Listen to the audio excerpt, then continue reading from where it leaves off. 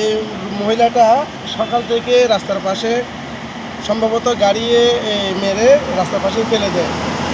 তো আজকে 12 ঘন্টা যাওয়ার পরও কোনো ব্যক্তি বা প্রশাসনিক কেউ ওনার পাশে আসেও নাই।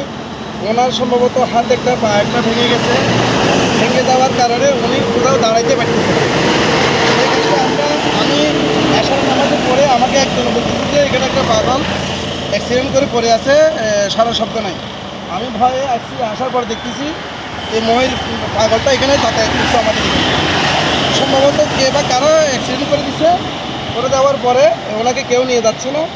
আমি এমত অবস্থায় প্রশাসনিকভাবে 999-এ কল দিয়ে পুলিশের সহায়তা কামনা করি। ওনারা প্রথমে রেসপন্স পায়নি। পরক্ষণে আমাকে জেনারেল থানার সাথে কথা বলাই দেয়।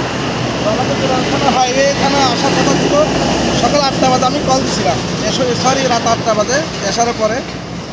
এখনও রাত 11টা বাজে বেজে গেছে, এখনও আসার কোনো সারা শব্দ নাই। তো আমাকে আসবে বলছে, এখনও পর্যন্ত আসার শব্দ নাই। ওনার এখানে হাত পা ধরলে উঠতে পারতেছে না। এটা পা